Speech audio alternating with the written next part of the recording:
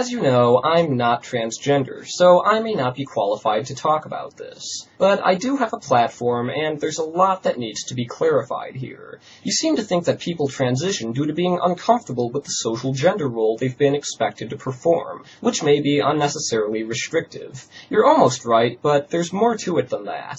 Just because someone may feel that they don't entirely fit within their assigned gender role, that doesn't mean they're going to conclude that they must really be the opposite sex. They may not totally fit within the purportedly restrictive gender role of the opposite sex either, so transitioning might achieve nothing. It's not as if people immediately flip to the other sex because of some minor difficulties with gendered expectations. That would be absurd. For trans people, it's far more pervasive and internal than that. They don't only feel out of place in their expected gender role, they feel out of place in their own bodies. They can tell that this isn't who they're supposed to be, and that wouldn't go away even with the dissolution of social gender roles. Society in general could be completely accepting of all kinds of cross-gender behavior, but that's quite separate from how they would still feel about their anatomy. And even from the angle of performing gender roles, looking the part can really help with acting the part. We might say that in a better world this wouldn't be necessary and that kind of gender policing wouldn't happen, and that would be nice. But in the meantime, it does help them. It's good for them to be recognized and accepted for who they are, rather than expecting them to endure being misgendered for the sake of a point of principle.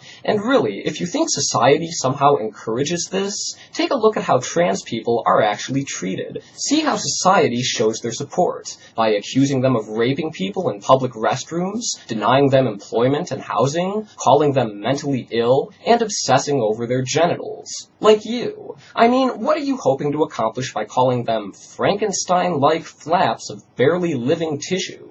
Do you make a habit of critiquing people's private parts for not living up to your standards? What are you, a connoisseur of dicks? For all you know, these people could be very happy with their genitals. They might consider it a vast improvement over what they had before. And that's all that matters. It's their body, not yours. So who asked you for your opinion? This is between them and their doctors. It's none of your business. And if you think they're just victims of some kind of medical establishment conspiracy, then you really don't understand that many of them actually do want this. The reason this option exists is because there's a demand for it.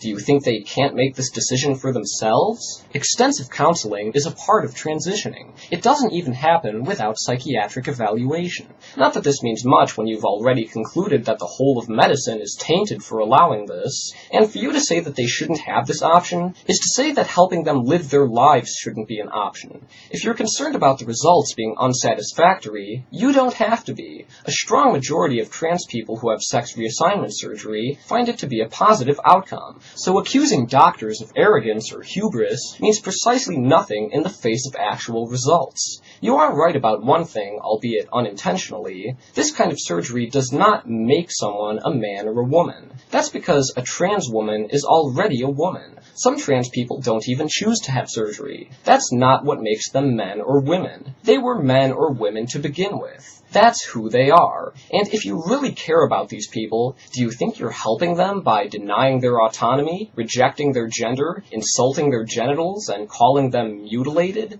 One thing I have to wonder about is your idea that trans women are so inevitably masculine that they can completely pass as men if they just take off their dress. Talk about restrictive gender roles. Do you even know any trans people? I mean, other than the ones you think you can identify at a distance? Because I can assure you, not all trans women are like that. Far from it. You're not going to notice the ones who pass so well you would never even guess. Certainly anyone can act like a man, but that doesn't mean they're all going to pass as one, and many trans women definitely wouldn't. In the real world, you don't stop being Superman just because you put on your Clark Kent glasses. How does this concern you anyway? If narrow gender roles are the problem, then it shouldn't matter how masculine women might be, and you're not helping by making such a fuss over what trans people look like. Why should it matter? And after all of this, it's really unimpressive to see you insist that you support these people, and you haven't been hateful at all. You know, it's hard to be charitable about this when you hit on almost every transphobic cliche, and then tell us you just didn't understand. That's sticking your neck out and then pulling it back before someone can grab a hold of it and choke the stupid out of you.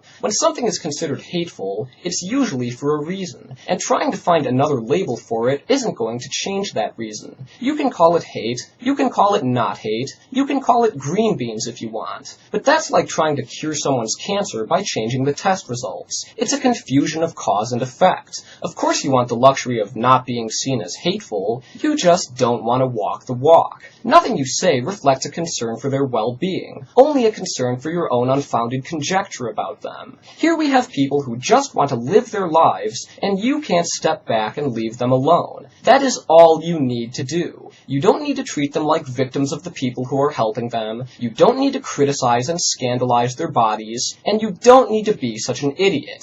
Maybe you didn't know any better, but ignorance isn't an excuse for running your mouth about something and relentlessly degrading people without having bothered to do even the most basic research first, aside from finding pictures of their genitals to gawk at. That is not a respectful way to treat someone. If you cared about trans people at all, you could start by actually listening to them instead of assuming you know better. Because you don't.